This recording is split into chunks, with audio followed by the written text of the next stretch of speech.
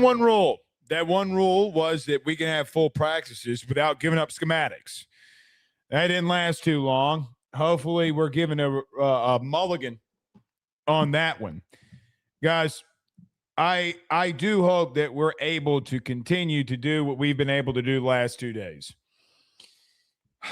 It never ceases to amaze me that we have stupid situations like we've had today. But nevertheless, we're live. Everyone do us a favor by hitting the like and share. Share to all those groups. If you're on Facebook, it's all those social media pages. You're watching us, listening to us on YouTube. Like, subscribe, notification bell. Wherever you listen to podcasts, rate, review, and subscribe. Every AYS Sports Show is brought to you by our good friends over at FanDuel. Download the FD Sportsbook app today. Use your mobile device in doing so. When you download the FD Sportsbook app today, please set your preferences. I tell you this every single time. Set those preferences. Look, I think that it is a great thing that all of us can go and have fun, place bets on games, but I hope that all of us are doing it responsibly. I tell you this every night, every day. But let's do it the right way. Let's not go overboard. The reason we partner with FanDuel is because they are very much in tune with gambling responsibly. Go over to FanDuel.com/RG for more details. Please set those preferences. But we got a lot that we need to discuss. We got a lot that we've been discussing on Rufino and Joe show. Football season. A lot of people are like, oh, it's so far away. It's really not. Baseball season is heating up. You're midway through the season here. So there's a lot to break down. And by the way, the portal is always active. So lots of things to discuss and a lot of bets you can be placing with our good friends over at FanDuel. But we do have a lot that we need to get into today. So do us a favor, hit the like and share. If you're on Facebook, share to all those groups and all those social media pages. So you could probably tell your boy's been out in the sun the last couple of days. The Italian's coming out in your boy. The Italian's coming out. It has been hotter than a hoochie coochie outside. I'm glad that we have been able to do that. But LSU Spring Practice, day 10, was underway today. We will break all of those things down here today. What stood out? Who stood out? Again, I'm not going to do this. We are not going to go through schematics in certain situations in schematics. We were asked not to. Please, dear God, everybody in the media, stop talking about schematics. We're not doing that. But there was a lot that went down today in the full practice that we watched.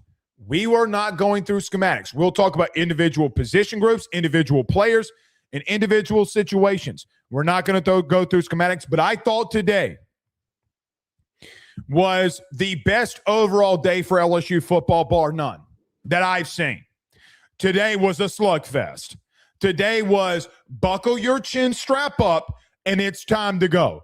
Today was a hell of a day for LSU football, and we will break all of that down. If we have time at the end, we'll talk a little bit about baseball. LSU has a midweek today. What are some things that I want to see? We'll get to that as well. But you know what it is on Tuesdays and Thursdays, post-practice, we come in here and break that down. Where is everybody watching from today? Ebb's Family Channel is watching the 601 Clinton, Mississippi. Clinton, Mississippi used to have this little hole-in-the-wall breakfast spot. Best biscuits you would ever eat in your entire life. But good to have Clinton, Mississippi in the building. Go Tigers, 205 is in the 205. Big Birmingham up in this thing. Good to have you in here with us. Cole Adams is in Harper's Ferry, West Virginia. I wonder if Nick Saban's been to Harper's Ferry, West Virginia, but good to have you in here, Cole. Penn Jones is in Dallas, Texas. I feel like Penn Jones watches the show from a different location every time. That's what happens when you got money. That's what happens when you got money. You get to do what Penn Jones does, or he's just at work and they send him all over the place. Tyler Johnson is in Nebraska. Good to have you in here with us. K-Dog is in Chicago, Chi-Town in this. So good to have you in here with us as well. Koto is in the 225 via the 504. How about that? So two big-time places, the 225 and the 504. Good to have you in here with us as well. Big Train Kevin says, ban those media members who are violating the rules. Well, they did it at a press conference. Stop talking about schematics. We're going to get taken out. Stop doing it. It's bullshit. God, I am as pissed off about that situation as you have no idea. Because I didn't do it. Come on, man. Come on. Penn Jones says, pull the press passes for whoever leaked it like 5 years ago. I hope that's what – I mean, I don't hope that's what happens to Koki, but Koki asked in the press conference today just what am I talking about? Asked about a situation with Deuce Gerald's. I'm not repeating it post that. But, guys, come on. Come on. Like, he's not going to want you to be there. And we made an agreement. Come on, man. I think we've given you a lot of intel. Guys, y'all can count on probably 10 fingers of how many times I go post an hour and 30. We broke that scrimmage down for an hour and 30 minutes. So that was a long thing. Come on, man. Come on. Don't waste it for the rest of us. Penn Jones says, I'm broke. No, you ain't. You can't be broke when you're watching the stuff from every different location, Penn. You lying. Penn's got fat stacks of mad cash. Penn, you can't lie to me. I know how people with money roll because I am poor. You can't fool me. You can't fool me, Penn. LSU said, Lane said LSU fans aren't going to lose a fight to an Ole Miss fan. They're not. They're just not. And he's right. And look, is there a team worse to get swept by during this whole situation than them? No. But I'm just glad we won the fight. Oh, he punched the wrong guy. Life lessons were learned this week. And I think it's just as cuckish to not fight back. Y'all all stood there. My daddy works at Goldman Sachs. Yeah, and your daddy going to get his shit punched in. It's not fun when the real world slaps you in the face, is it? Just it isn't. It isn't. So, anyway. We've got a couple more. Ray Powell is in the 903 Northeast Texas via the 318. Good to have you in here with us as well. Specman is in Vernal, Utah today. Good to have you in here with us as well. Koto says we need a no schematics AYS t-shirt. Okay. So 10:43 into the show. I'm going to send this over to Elena and Lee. No schematics t-shirt. I might wear that out at the next practice. Might just do it. All right, one more. We got to get rolling here. 904 Dude says my dad works at Goldman Sachs. Gets me every time. My daddy works at Goldman Sachs. What does your daddy do? What does your daddy do?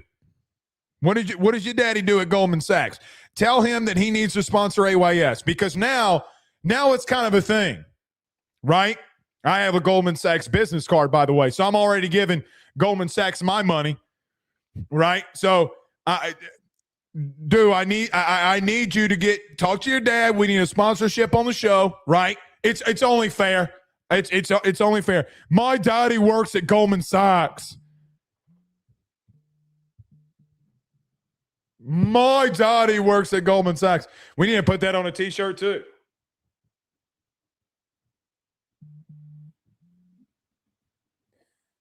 All right, I'm writing down a lot of things today. Tell your dad we need a sponsorship on the show. You got to love it. All right, let's get rolling here. Everyone do us a favor. Hit the like and share. We want to get to 20,000 subs on YouTube by the beginning of football season here. Do us a favor. Send this to all your friends. Send it to your daddy that works at Goldman Sachs. Tell him to hit that subscribe button, notification bell. Tell him. Let's go talk about LSU football. All right, let me get to a quick break. We got a lot to break down in day 10 of LSU spring football. We'll do that next. Stay with us. He will sell your house and find you a new. Well, Tyler's the man. He's here for you. If you want to buy or sell, well, it's not too late. Dial 955-0008. Just call 955-0008. Y'all call Tyler. He'll shoot you straight. Hey, guys, I want to tell you about our good friends over at Red Stick Financial. They're your local residential mortgage broker located right here in the heart of Baton Rouge, Louisiana. At Red Stick Financial, they find the bank that works for your particular set of needs to purchase the home of your dreams or refinance the current one. They truly are your partners in this process, and they pride themselves in helping individuals and families with one simple goal in mind, and that is to make home financing approachable, attainable, and stress-free. They are licensed in all Louisiana, Texas, and Mississippi. So from Amarillo to Meridian and everything in between, they have you covered. Red Stick Financial brings you creative, customized solutions, and they don't believe in the one-size-fits-all when it comes to loans. They even have special options for mobile and manufactured homes located in a flood zone and stated income financing for those of us who are self-employed borrowers. If you or someone you know is looking to buy a home, refinance an existing mortgage, or simply want to know what options are out there for your future, give Red Stick Financial a call today at 225-407-9250. That's 225-407-9250. Or check them out online at redstickfinancial.com. That's redstickfinancial.com. Before you purchase the home of your dreams or you go and do that refinance, you need to go local. Go Red Stick. We're back. All right. Let's get rolling here. So spring football day 10, again, just to reemphasize, I am not going to be the one that breaks this rule. So we have been given access to full practices. The rule is we're not going to talk about schematics. We're not going to talk about specific things that LSU would not want out there, like what happened today in the question. We're not going into that. What we're going to start transitioning and doing is we'll talk about big plays. We'll talk about things that happen, things that I take away from day 10. But we're going to really talk about just the bigger overall philosophical, how about that? Philosophical things that we saw. Maybe that's a wrong word. But we're going to talk about the different dynamics of what we saw, okay? So we're not going to go in individualized plays. Well, we will do some individualized plays. We're not going to talk about the schematics of things. But we are going to talk about the entire practice and how it was broken down. So we were there from period 1 to the very end, and I thought today, quite frankly, in day 10 of LSU spring football, pause. Stand by. Does that every time.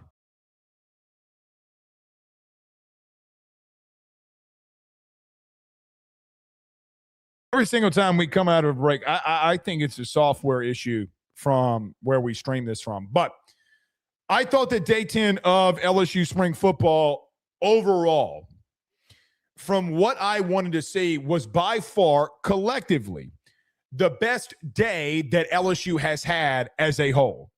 Because over the first 10 days, let's say 9 days, and Lane talked about this today in his press conference, and we will talk about some of the things that Lane mentioned in his press conference today. But today was more balanced on how things were working. So we go out there, and obviously we went through some team periods. There was a point in time where Hassan Longstreet, as Lane talked about in the press conference, made a mistake. He threw an interception to Ty Benefield. He just threw it out there, made a bad decision, shouldn't have happened.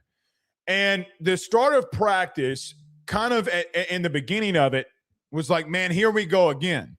So we're coming off of a scrimmage where it was widely reported that there were 5 interceptions by the quarterbacks, 3 by Clark, 2 by Longstreet. And Longstreet then did take the second or first team reps as the second guy, but started taking the first team reps.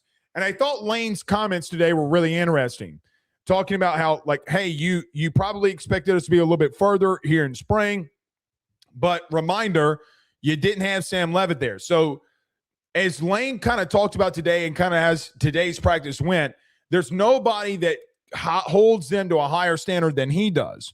And I don't think that they've been necessarily bad offensively. I just think quarterback-wise, there have been timing issues and there have been wrong decisions.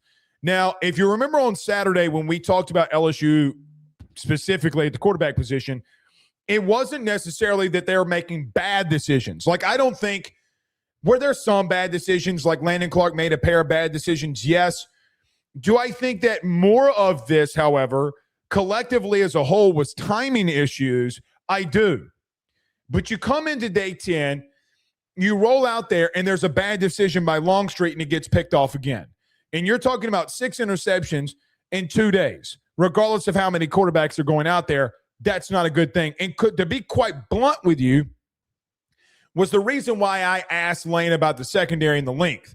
He brought up about just being able to make plays on the football and catching the ball and actually being able to react to it and not dropping it and having a whole bunch of PBUs, but you're able to make plays on the ball and intercept them. So you come out today and you have nothing really substantial. LSU running some plays, TJ Daugherty rolling all over the place. You know, TJ Daugherty over the last 2 days really defensively has, I don't want to say been the superstar, but the one that has stood out the most to me. So you go out and you start practice today, and it's twice to start off the day that TJ Daugherty is going to the right part of the sideline, the left part of the sideline, making plays and making tackles, quote-unquote tackles, for no gain. And I think that when you come off of a day where you want to say something different, you really didn't to start. You saw TJ Daugherty going sideline to sideline like he did this past Saturday, making ridiculous plays. You see an interception by Hassan Longstreet on a really bad decision, and you want to see those things starting to get cleaned up. So the start of practice in day 10 for me was like, man, are we going to go through a lot of the same things that we just went through? And that was probably the part where I'm like, man, I really hope things start getting cleaned up, because things need to start getting cleaned up because you're turning the ball over way too much. But as we've learned in sports, and as we've learned for a very long time here, things can change in an instant. Things do change in an instant. They change very quickly, and they did today.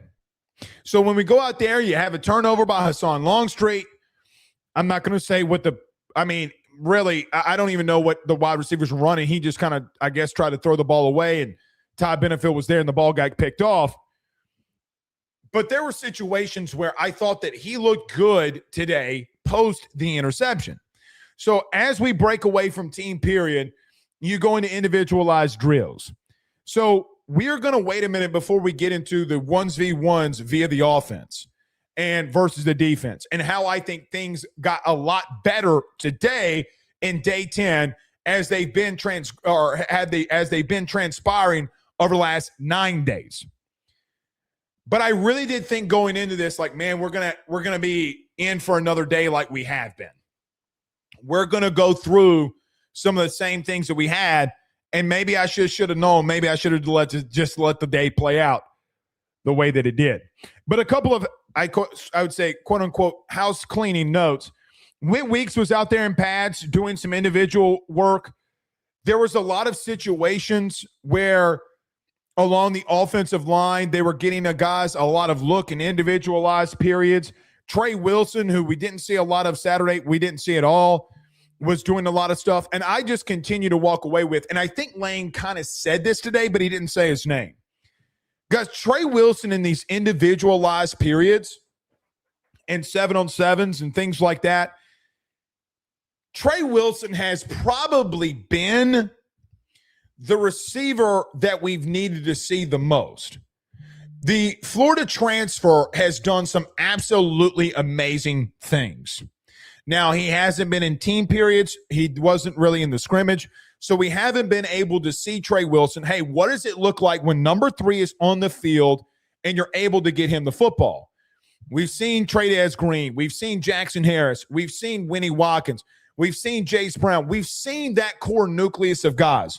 And through the spring, we've been able to get somewhat of an idea of what they can do, what they're doing right now, and what they can be. I don't think LSU, and this is kind of like what we talked about coming out of week 3. We talked about this last night. And coming out of week 3, what we just don't have right now, what we don't have is a full sample size offensively of what the true ceiling of you can be. I don't even think you're coming close to scratching the surface, but you get glimpses. Like today, I thought the best receiver on the field today for me was Trey Wilson, whether it's on 7-on-7s and some of the things that he was doing there, or it's individualized drills where he's running routes and how smooth he is, how fluent he is to getting to the football, and how explosive he is. What I'm really interested to see, and I don't know if we're going to be able to get this during the spring, what I am very intrigued to see is when we have the ability to have Sam Levitt, Trey Wilson, and Winnie Watkins, along with Trey Green, on the field all at the same time in some variation of Jackson Harris, in some variation of Jace Brown. Because we've seen the combination of some of those guys being on the field together. I do wonder how differently this room can be and this offense can be if, number one, Trey Wilson can stay healthy, but number two, when he's been out there, guys, there's not really a receiver that I think has looked better than him. I think Winnie Watkins offensively, like if you're just talking about the spring, I do think Winnie Watkins is probably offensively the guy that you got to talk about the most. But the guy that I wish that we could talk about more would probably be Eugene Wilson. So he just continues for me to stand out in individualized drills. In 7-on-7s, he continues to stand out. In certain situations when it's just like I don't even know how to explain this, when he's just doing things on an individual bag drill or running routes, you can tell the difference of who he is versus a lot of other guys that are on the roster. And I'm not trying to disparage any other guy on the roster. When, Lane talks about things being just different, when you go out to a practice, at least this is my experience, when you go out to a practice, you can see guys that are different. Trey Wilson's different. And I think the unique way excuse me, that damn pollen, man. That damn pollen getting my ass. Boy, Blake Ruffino cannot beat up pollen. I don't think anybody can. That pollen is on my ass on sidebar. God bless America. Anyway, I want to see more of Trey Wilson. But when we went to individualized drills, it's him. Like offensively, you go out there. Like if you guys were to come out to spring practice, they open those gates and you go look at the offense. The first thing that you're going to say, one of the first things, who's number 6 at receiver and who is number 3? Who is number 82? Who's number 4? Who's number 1? Y'all know who 14 is. Who are these dudes? And you'd be like, man, number 3, Trey Wilson, he looks impressive. I do hope that we get to see more of him as the spring goes on. Can he stay healthy? Last guy that wore number 3, I mean, that was the whole question about, Chris Hilton. Can he stay healthy? Can Trey stay healthy? But guys, if he does, I do think that he has the ability to do something special. Now, Lane Kiffin said today, in not so many words, he brought up Trey Wilson without saying his name. He talked about having receivers that aren't out there that might be one of the best. He's talking about Trey Wilson because he's not out there. So if you can put context clues together, it's exactly who he's talking about. Guys, it's different. It's like what he can do, the former 5-star, former Florida wide receiver, it is different. Do we see it this spring or do we have to wait until fall will be a question? Also, a couple other things. So with the Aiden Anding news, let's get to that really quickly. So Aiden Anding, when he caught an interception on Saturday, had to be helped off the field.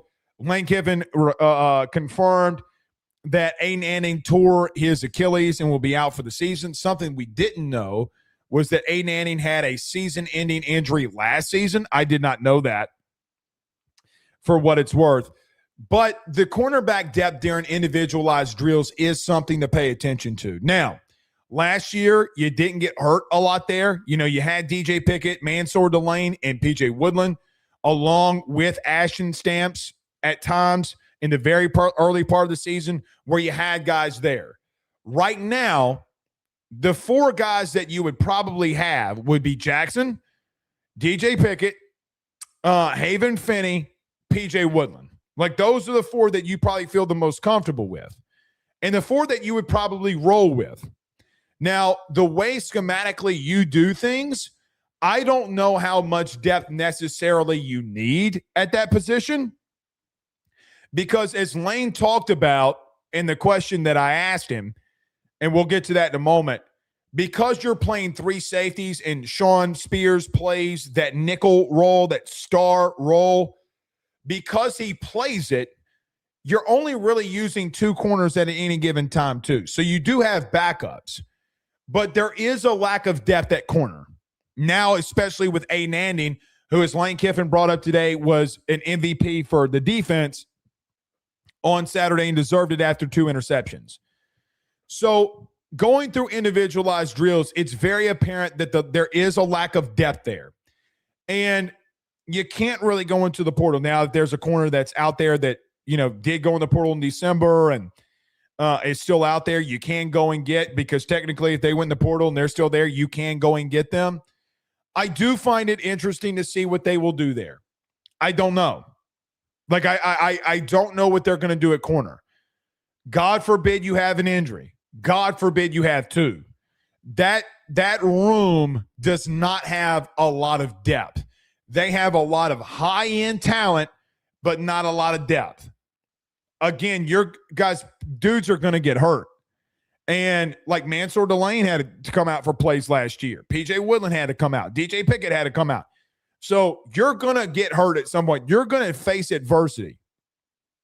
Can Jakeem step up? Can Haven Finney step up? That will be the question that we all need to ask there.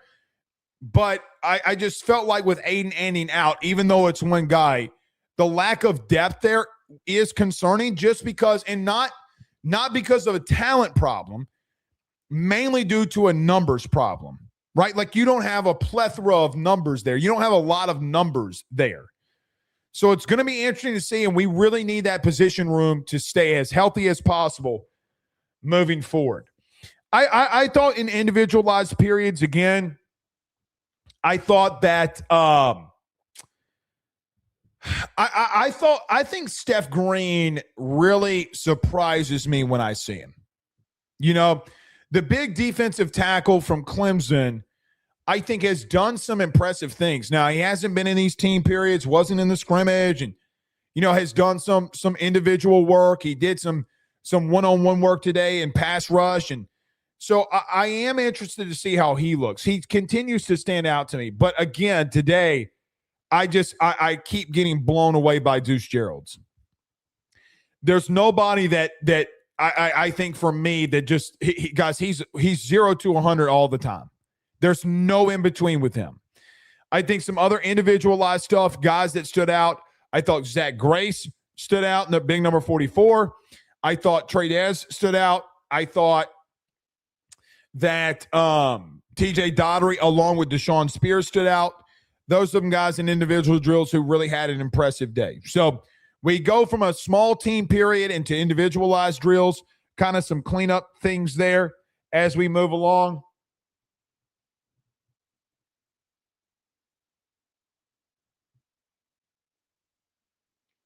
But yes, those guys did stand out. So Trey Wilson, Sean Spears, Steph Guillory, Deuce Gerald's, Whit Weeks is back going through some individualized periods. Winnie Watkins, Trey Dez Green, those good guys in individual drills really stood out to me. Let's move forward here. So we're not giving away schematics. LSU then would go to a team run game period. And we're not going to go into individualized plays, but we're going to talk now about the offensive line versus defensive line, because I thought today was the most physical practice that we had been at.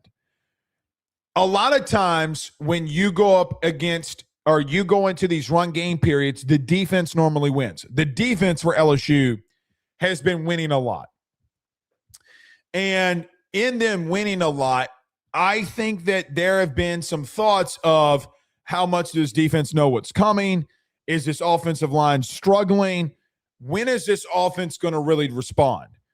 Today, it is of my opinion, when LSU went in the run game, there were some red zone situations. There were some just normal situations that LSU had. They really, from an offensive side of things, there were a lot of times and a lot of plays where this LSU offensive line said enough was enough. Multiple plays of Dylan Jones, the Wisconsin transfer, cutting the football back and finding a hole and getting 5, 6, 7 yards. Multiple situations today. I told you that Palm was going to get me. Multiple situations today where I thought that your interior of your offensive line regardless of schematics, whether it's zone, whether it's power, counter, whatever it is that you're running, regardless of what you did, the amount of push and moments and times that this middle interior offensive line got was impressive in the run game. You got pushed today.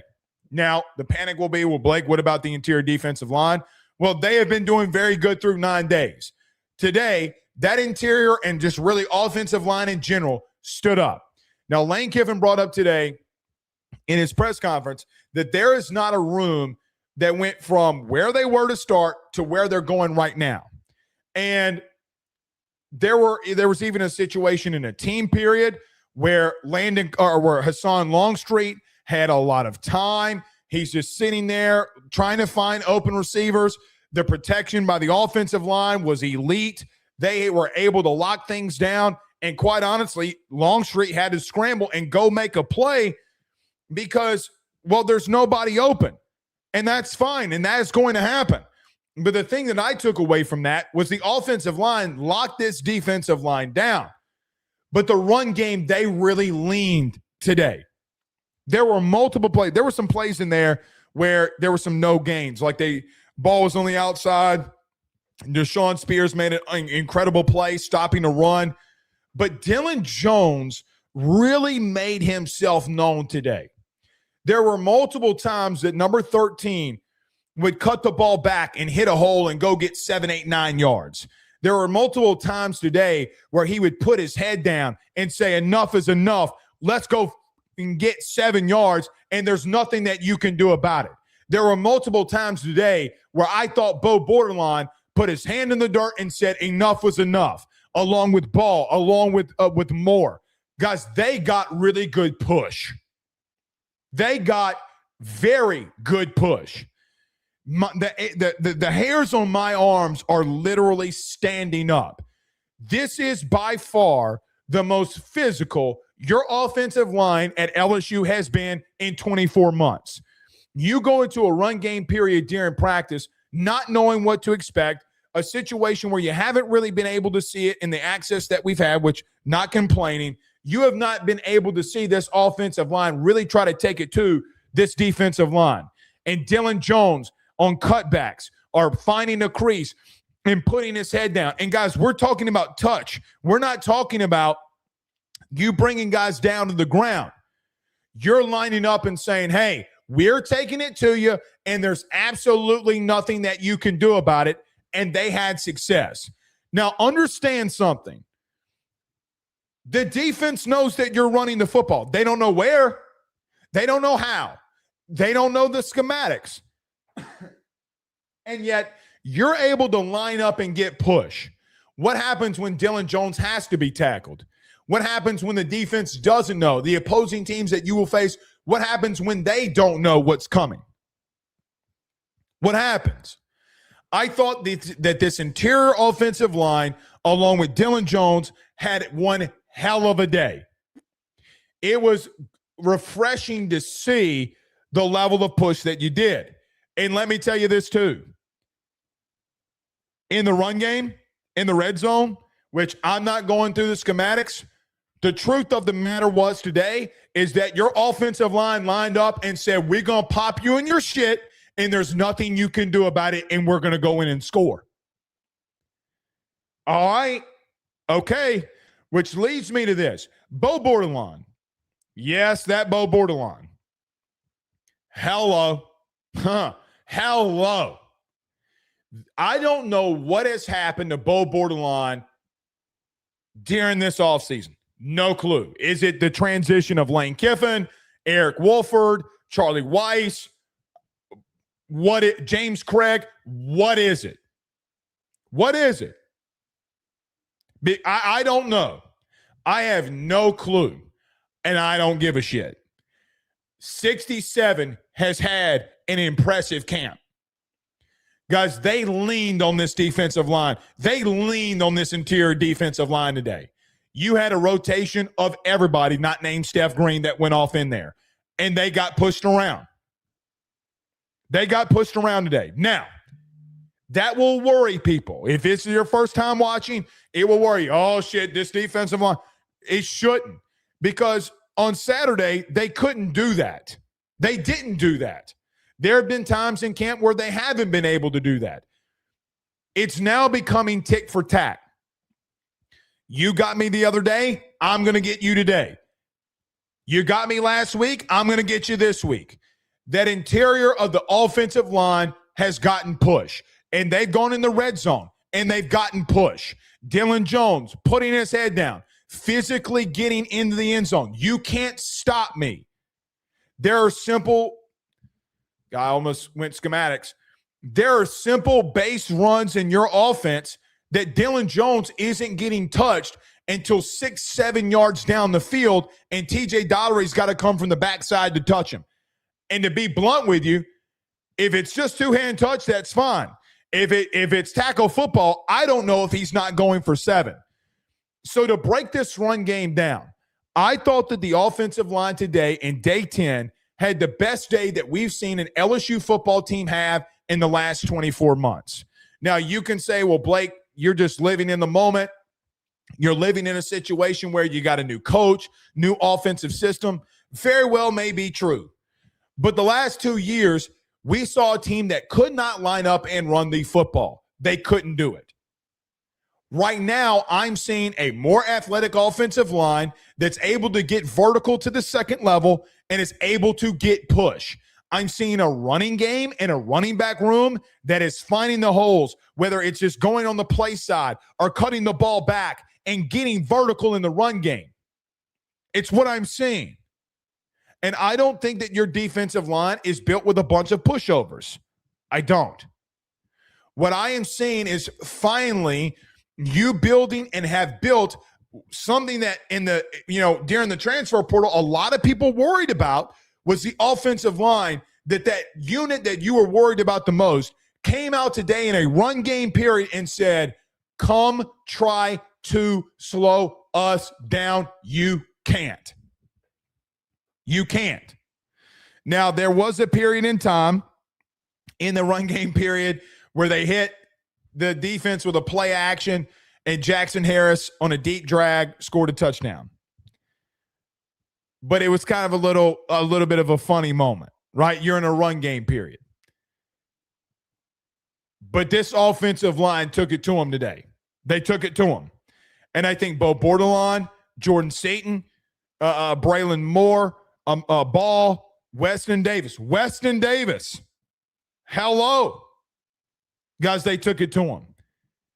It's one thing to have a really good day, because we can come out here and talk about, hey, day 10 of spring camp, this team, offensive line had a really good day. Are you going to be able to string days together? Because if you start stringing days together, my question is going to be, okay, well, how good is this defensive line, or is this offensive line really starting to move?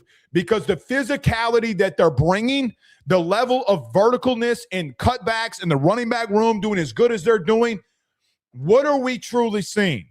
But to me, today, day 10, this offensive line in the run game period really took it to them.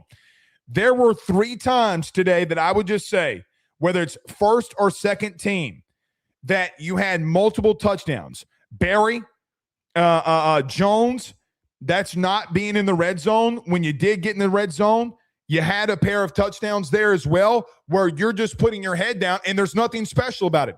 We're going to line up and we're going to bust you in your mouth. Stop us. Stop us if you dare. Please, dear God, try to. And they were unable to. So do we come out of day 11? Do we come out of Thursday's practice? Do we come out of Saturday's practice and saying, all right now, this offensive line has started to figure it out? I don't know. Can you start stringing days together will be the question. Couple other notes in there. There were some really good plays by the defense. Devon Keys had a tackle for loss. Deuce Gerald's had a tackle for no gain.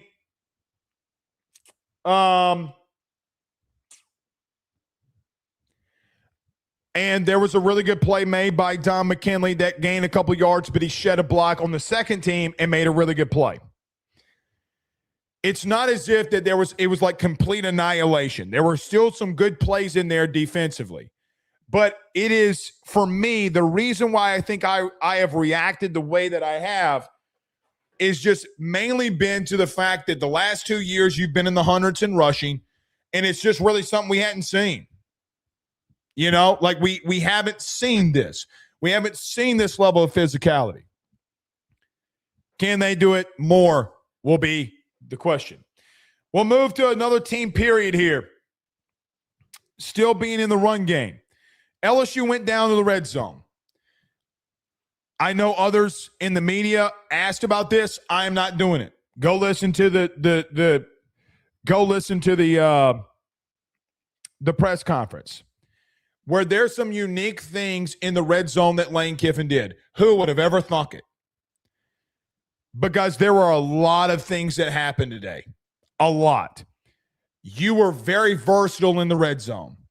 You are more versatile in the red zone today and at the goal line today in one practice than in an entirety of Joe Sloan's career. I'm going to leave it there. But guys, the red zone was where things stood out to me.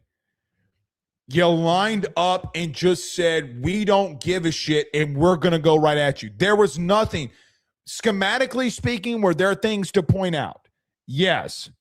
From a basis of what the play call was, is there anything special about what LSU did in their run game today? No.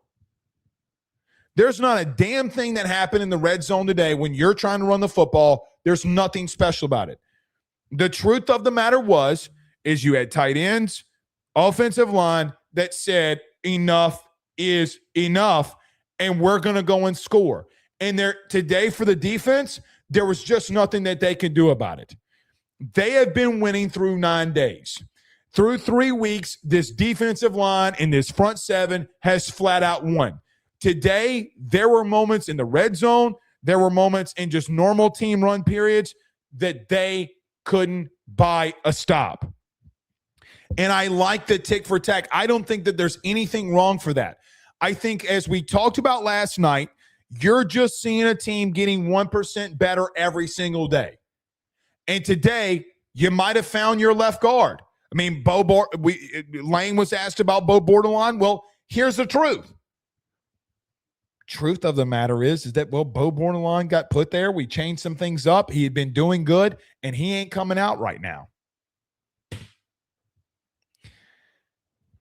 The indictment, if Bo Bordelon continues to do what he's doing, the indictment on Brian Kelly is going to be immense. And I know Lane said it wouldn't be. I get it. But from a fan base perspective, y'all know what's going to happen here. So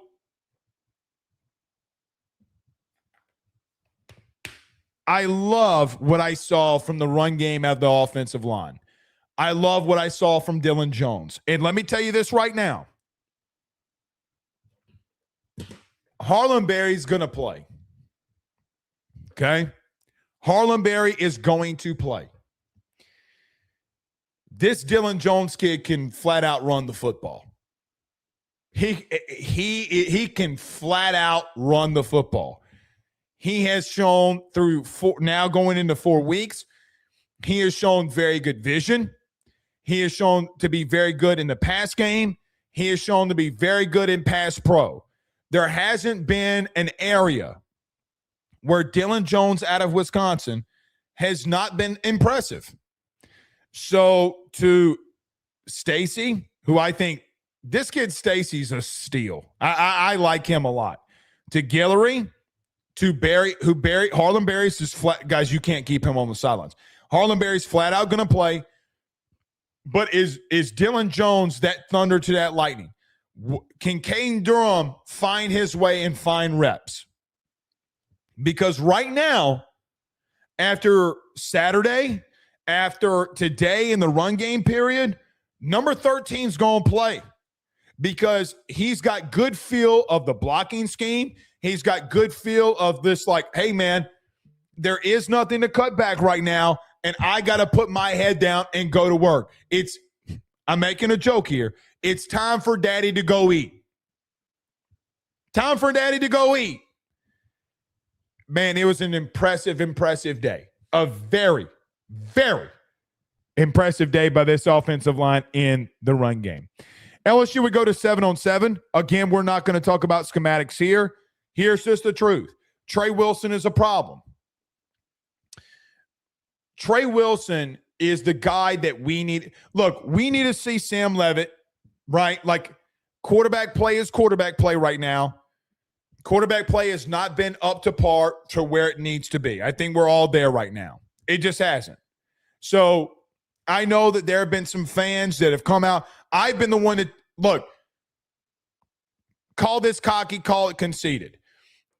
I think that I have had a very good range of what's going on at the quarterback position.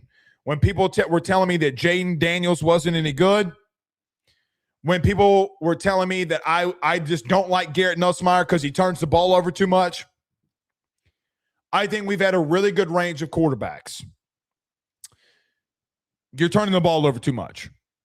Okay? There is no, oh, well, people said this about Jaden Daniels. There is none of that. The younger guys are not performing to their level. We need to see come fall what number 10 looks like. Got to see it. Because this is the first time we've seen real action with Trey Wilson, and he is impressive. He is impressive. So if we want to talk about Trey Wilson, we can have the conversation. Has he come to LSU and looked really good? Yes. Has he done some things like he did today in the first real action that we saw him? Did he look really good today? Yes. Have we seen him in live 11-on-11 action to get a real look of him right now? No. Also haven't gotten it with Sam Leavitt. So I don't think that you are at full capacity along your offense. And by the way, Trey'Dez Green, Lane talked about today that they put Trey'Dez Green in a yellow jersey because they didn't want his mileage to be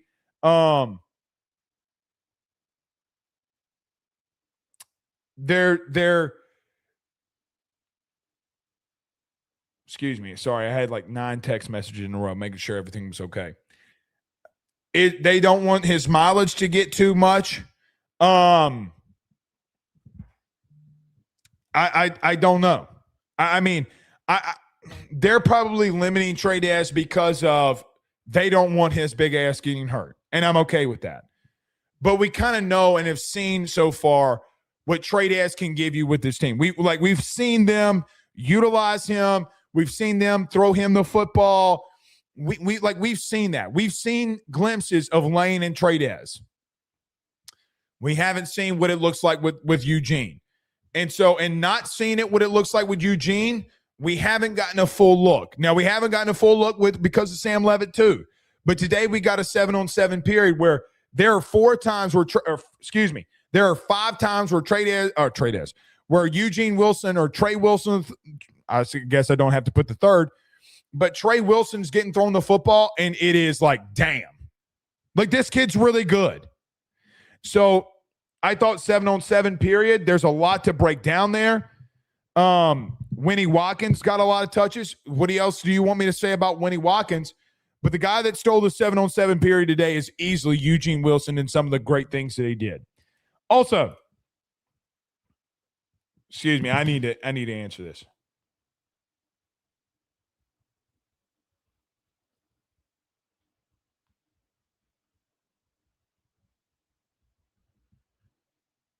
Sorry, I had to answer that. Also, during 7-on-7, you went through offense versus defensive line pass pro drills. Look, Steph Green did a really good job today. Steph Green took 2 reps today and beat the guy that was in front of him twice. 90 had a really good day. That was the first time that I personally had seen Steph Green in big one-on-one situations. So we have been anticipating, like, even defensively. So offensively, we know that you have a hand tied behind your back, right? You don't have Sam Leavitt. Eugene Wilson's not there. Trey'Dez Green's in a yellow jersey. You're kind of like, all right, so we're getting some glimpses. There's some good things happening, but you're at not full capacity. The interior of the defensive line, you could say the same thing. You don't have Lamar Brown. You don't have Steph Green. And so those guys not being there, we're not close to understanding and identifying what that interior defensive line can be. I tell you what, you got a lot of talent in that interior defensive line room. 3 of them are freshmen. So Steph Green, one-on-ones and pass pro, beats his guy twice. Very impressive. Dip and rip, baby. Dip and rip. He did the same move twice, and they couldn't stop it. I thought Jordan Seaton was the most impressive offensive lineman today, by far. Whether it was in the run game, in that run game period that we just talked about, or whether it was in one-on-ones and pass pro.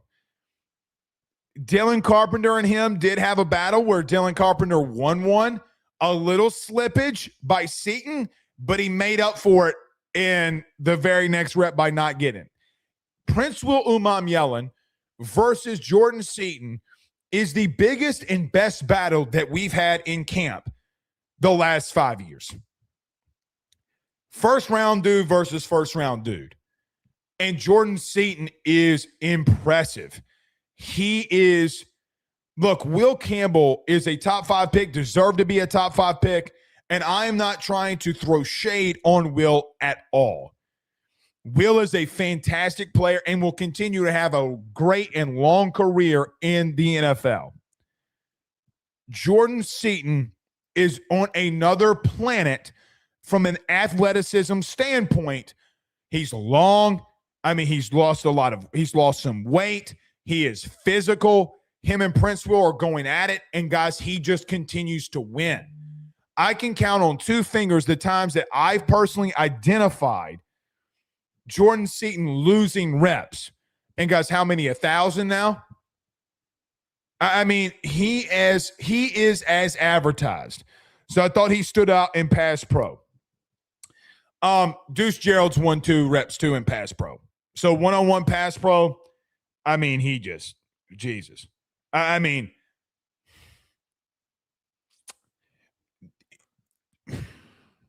so I wish the Deuce Gerald's question in today's press conference would have gone differently.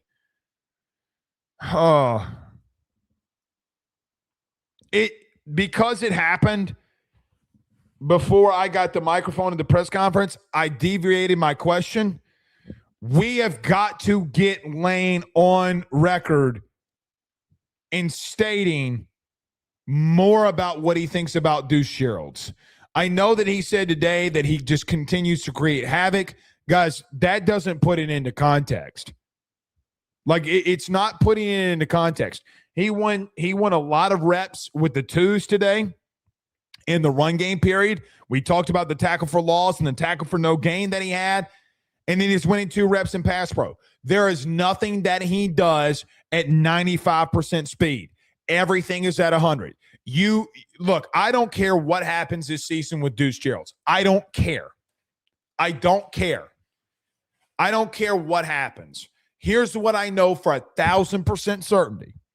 For 1,000% certainty, I will always know, that 99 is going to give you every single little ounce he's got. It's all I can ask. That kid is a problem. He is a problem now. Hear me and hear me loud. That dude's a problem. Whoo! I'm on repeat, man. I come out here and say the same shit. Because of the lack of length, stay with me here on Deuce Gerald's. Because he's 6'1", 290 pounds. Teams, guys along the offensive line are just struggling with the explosiveness. They are struggling because he has very good technique. And when he's getting beat early in reps, because he just gives so much effort, he overwhelms people. You know, like I feel like the analogy that I would use It's like a boxing match when a dude just can constantly throws quick jabs, right? Like always 90-0, jab, jab, jab, jab. He's just constantly going after you. He's constantly trying to walk you down. If he's getting beat, he will never give up. The motor on 99 is, I was going to say something. It feels generational. You know what I mean? Like when you had I compared him. This is, God bless it, I'm doing something I should not be doing. He's not like Aaron Donald, right? Like I'm not trying to compare him to that. But you remember like the motor that Aaron Donald played with? That's just what it reminds me of. Like I'm not saying he's a first ballot, bona fide, Hall of Fame defensive tackle. That's not what I'm trying to compare him to. What I'm trying to compare here is that the motor, however, is first ballot. You're not going to stop his effort. He wins 2 reps today in one-on-one pass pro. All right. Last one before we get to the last team period that we were at. Weston Davis. My man. How about Weston Davis winning 4 reps? How about Weston Davis? 3 different players all went against Weston Davis today. Impressive. He was able to stop speed rush.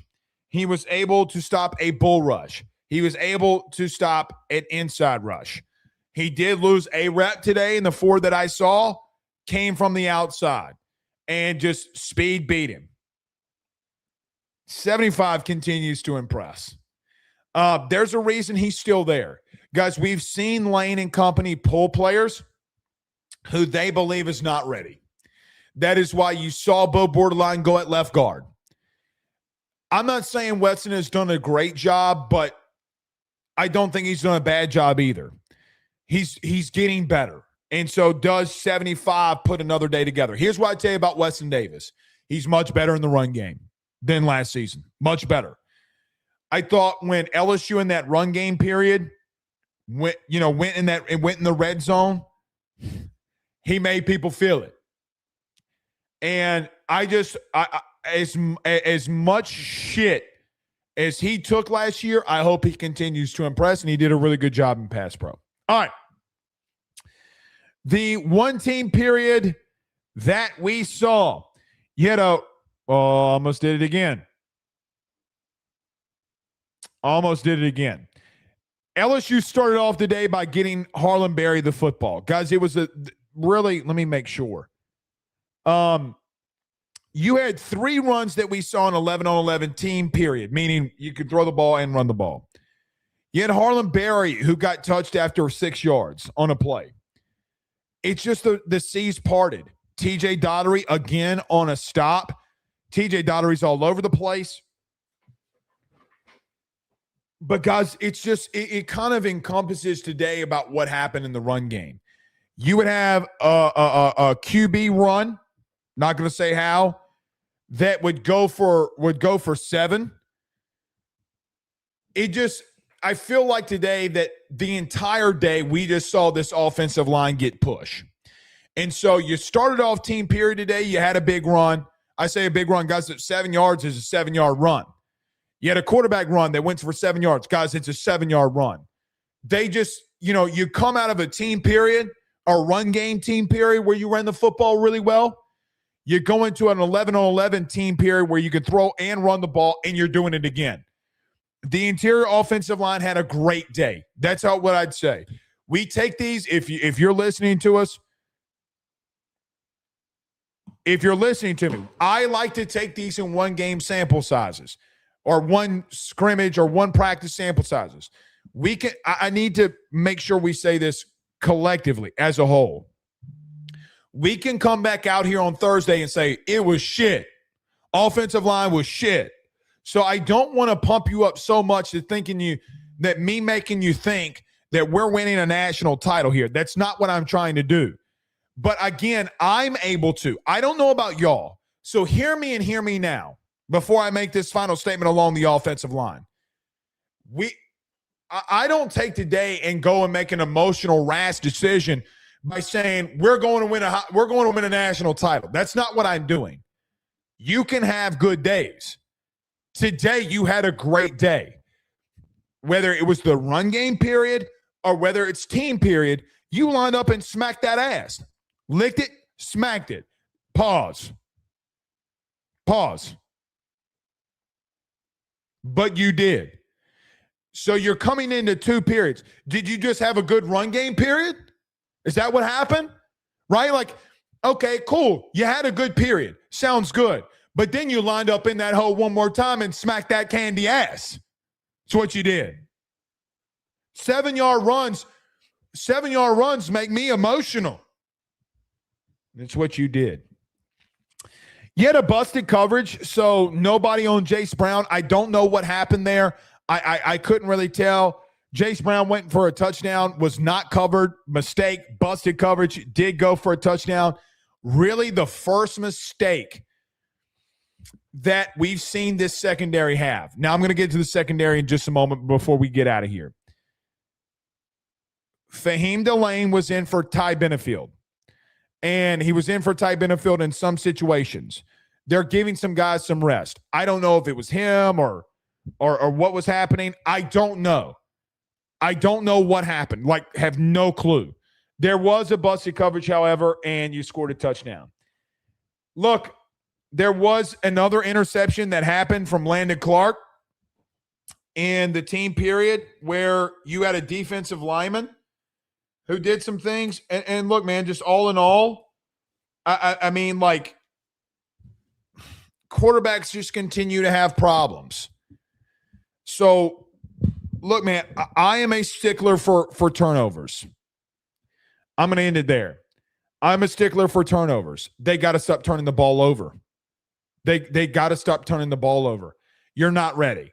Like did Clark and Longstreet during the spring, they're not ready.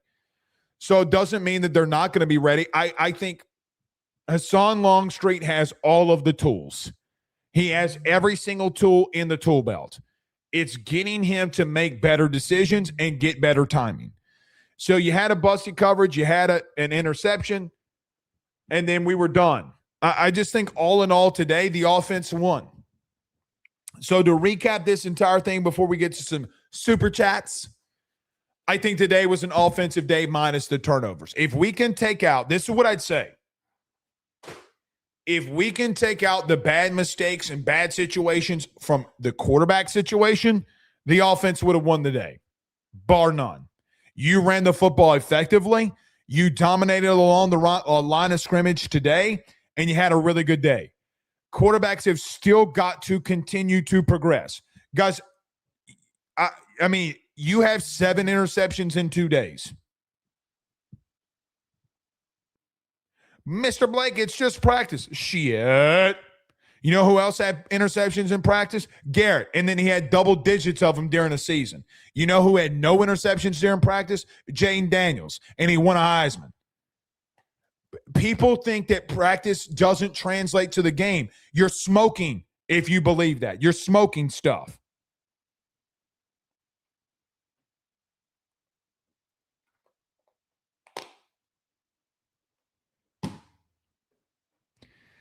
Yeah, so I'm just going to say this.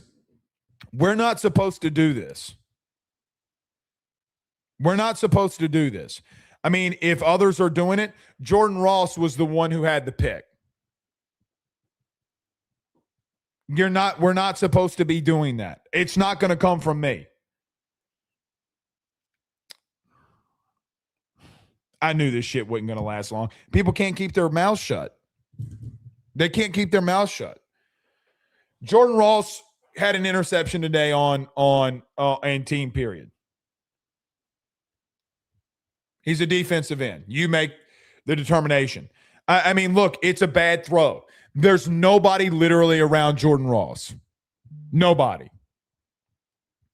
No one. So if they're dropping names, we're not supposed to be doing that.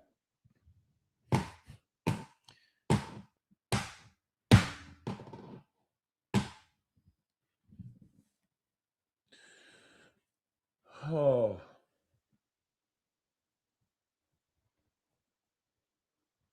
Y'all wonder why I get pissed off. Y'all wonder why I get pissed off.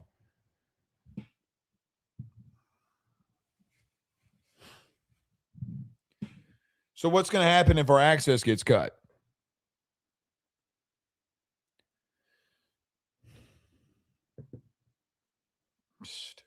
Fucking.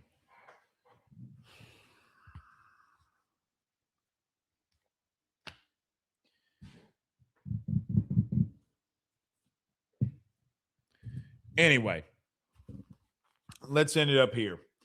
All in all, today, if you take bad decisions in reference to the quarterback situation, your offense won the day in the run game. They won it.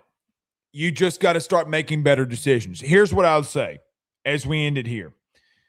I think Hassan Longstreet, from some things that I hear, Hassan Longstreet is putting in an insane amount of work. An insane amount of work.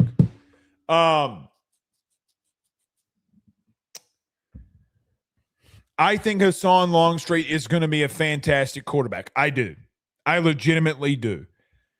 I just think that him and Clark have got to be better with timing and decision making. You can't continue to make those bad level of decisions and think that that's not going to translate into the game. I am impressed by this offensive line, and I am impressed by what they did today in the run game. The last thing I'd say before we get to some super chats here is, well, just something simple. I asked Lane today about the secondary. Guys, this secondary has been insane. The length, I think, as Lane talked about 3 times after my question, by the way, the length that you have in the secondary is otherworldly. They are making plays on footballs like nobody's business. They are able to make ridiculous plays look routine. You've had multiple interceptions by TaMarcus Coley. You've had multiple interceptions by Ty Benefield. You've had interceptions by P.J. Woodland. And they've just really you've had great play by Deshaun Spears in the run and pass game. This secondary creates a lot of problems. And they're going to create a lot of problems for other teams. They have the innate ability, because of their length and how much ground they cover, that you may think something is open and it's not. It simply isn't. I think that as a collective unit, I think I said the safety room. Let's just put them all together. Last night I said the safety room has been the most impressive. They have been. The secondary has been the most impressive room, bar none. Bar none. You can't keep coming away with 7 interceptions in 2 days and say anything different, whether the quarterbacks are making bad decisions or not. Now, I'm going to stand on business in saying this. I don't give a shit if a T-ball player was out or a Pee-wee player was out there at quarterback. I don't care if a future Heisman Trophy winner's out there. They're picking the ball off at a high rate. So they just continue to impress. So I thought the offensive line and secondary did a phenomenal job again today. First time for the offensive line, did a really good job, and the secondary continues to impress. I see some comments. Yeah, I'm not doing that. We were asked not to give names and specific schematics. So I'm not going to be the one to do it. But if they want to go play by play, they're not supposed to do that. I'm not going to. You can go somewhere else for that. If access gets cut, I'm going to them, because this is my livelihood just like everybody else's. Anyway. All right. Let's get moving here. Penn Jones, before we get done. Penn Jones with a $20 super chat. This man said he was broke. He just sent me $20. He says him and his daddy from Goldman Sachs can STT DB. My daddy works at Goldman Sachs. Dude, you gotta get your dad to get us a sponsorship from Goldman Sachs, man. It's only right. It's only right. No, not Flight with a $5 super chat says, how has Michael Turner looked this spring? Depth took a hit with Anding's injury. That's a great question. I got to be really honest with you, not Flight. I haven't really seen enough from him. So nothing good or bad. Just hadn't seen anything. Right? Haven't seen anything. So, for you, I will not Flight. For you, I will on Thursday. I will take a better look at him. I just haven't been able to. I haven't been able to get a look on him at him. So we'll see.